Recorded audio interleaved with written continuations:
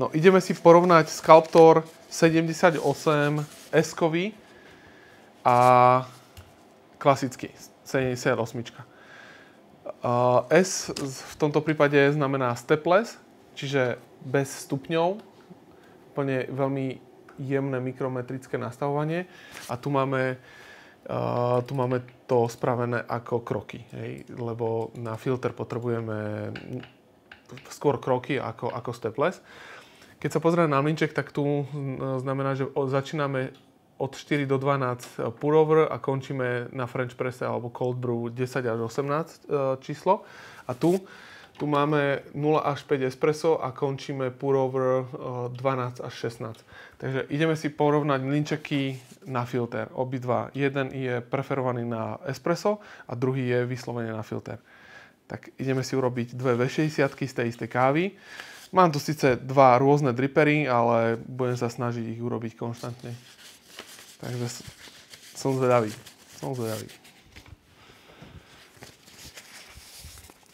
Hlavne ma zaujíma to, že či práve ten S-kový je použiteľný na filter, na pour-over. To ma veľmi zaujíma. Na cold brew asi to nebude, ale aspoň na pour-over. Čiže V60, kalita a také menšie gramáže. Na batch by som to tiež asi na veľký batch nepoužil. Aj vzhľadom na to, že nádobka na kávu to je tak maximálne na takých 50-60 gramov. Jedna aj druhá. Inak je to úplne identický mlynček, sú tam iné kamene. To je práve podstata toho. A tie kamene majú úplne inú geometriu, tá 78. Robí naozaj krásne, čisté chute, minimálne tam cítiť nejaké také ako superfines, ktoré nám robí až takú zbytočne trpkú chuť v káve a je to skôr na čisté kávy, na tento mlynček a tento uvidíme, že čo z toho bude.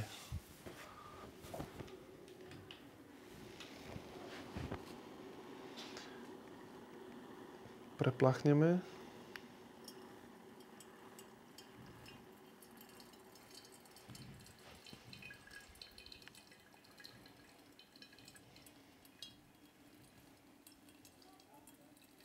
OK.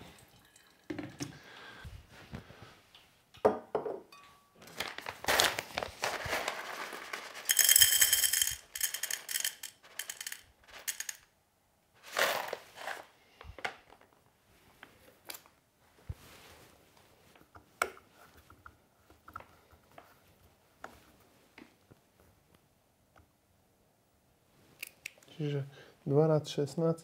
Dáme to na 13. Vzhľadom na to, že táto káva veľmi rýchlo tečie, tak som dal jemnejšie trošku mlete.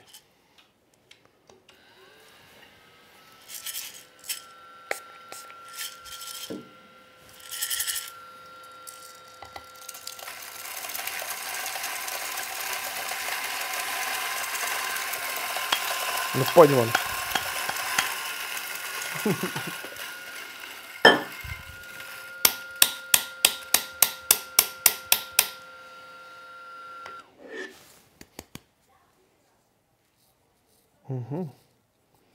Dosť jemné, ale bude to fajn.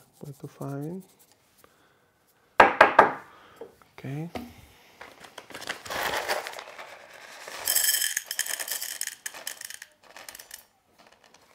Ty to úplne presne.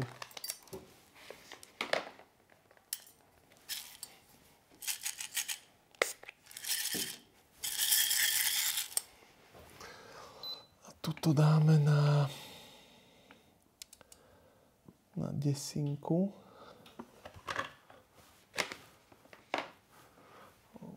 Možno aj 9. Na 9 to dáme.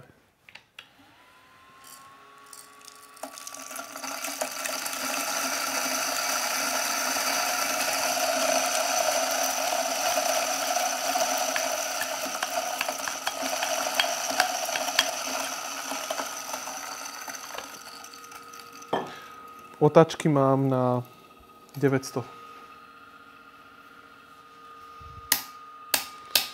Tu som mal 1000.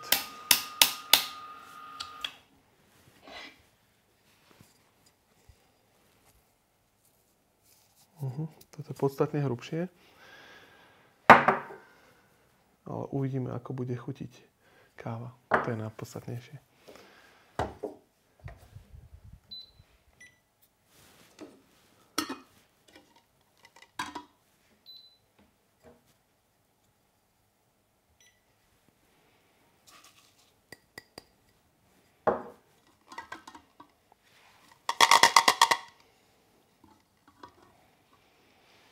Alebo urobíme to takto.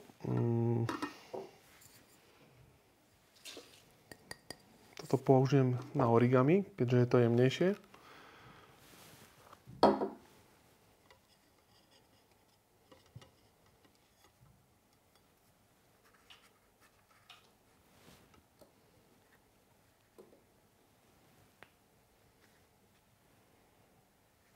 No.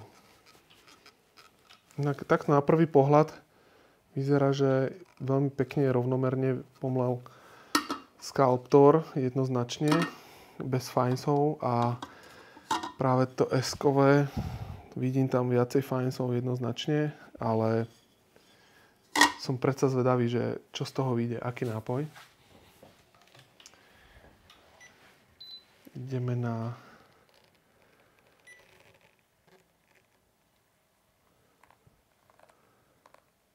Sculptor 78.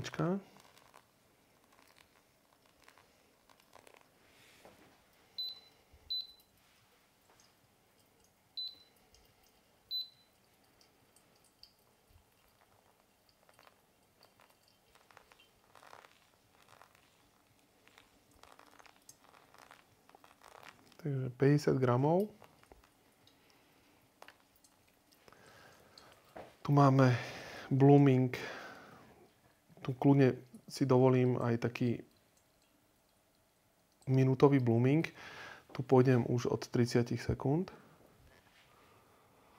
Čiže blooming 30 sekúnd, 50 gramov, a teraz ideme na ďalších 100 gramov. Čiže 150 zatiaľ.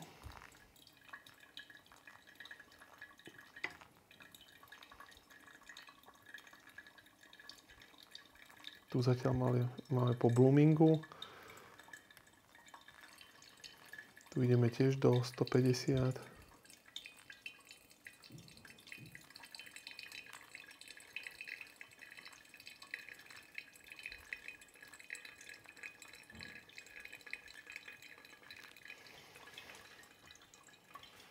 Minúta 15. Môžeme ísť ďalší zálev. Veľmi rýchlo tečie tá káva. To som aj vedel, že takto to bude. Čiže toto sme chceli. Ideme do 225. 15x15 je 225, čiže pomer 1:15.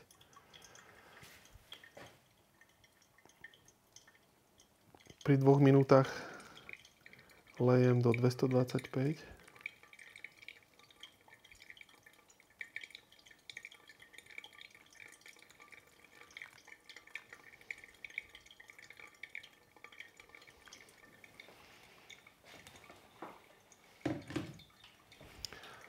No, toto nám prešlo za 2 minúty 15, a čiže Sculptor S, teraz to mám vymenené, a mám za 2 minúty 15, a Sculptor 78 máme 2 minúty 45.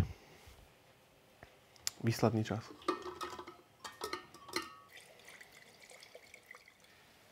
Prehádzujeme. Aby sme to úplne už pomiešali, ako sa len dá. Ale nie, tu je tento mlynček S-kový a tu je klasický.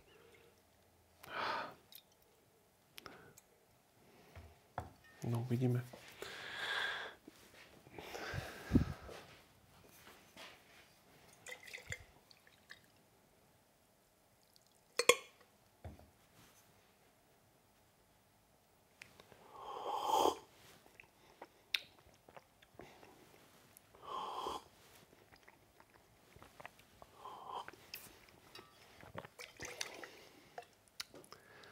Je to bez kofeinka, takže môžem.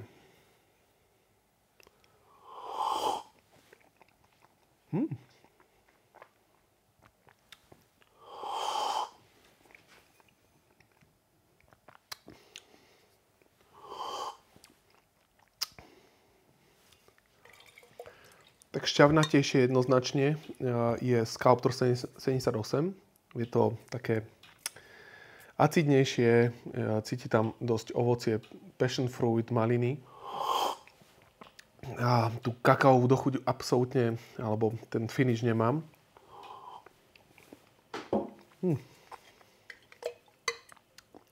A pri Eskovom Sculptore cítim tam trošku trpkosť na konci, ale je to pekné, ovocné, šťavnaté. Ako vynikajúce obidva filtre, ale samozrejme, že vyhral Sculptor. A ten, čo chce čisté chute bez nejakých horkostí na pozadí, úplne vzadu do chutí, tak jednoznačne Sculptor 78. A S-kový je veľmi dobrý kompromis medzi espressom a na filter, na pour-over. Podotýkam, nie na cold brew, na hrubé mletie alebo na French press, ale na pour-over do takých 30 gramov úplne bez problémov. Skvelé mlynčeky, fakt.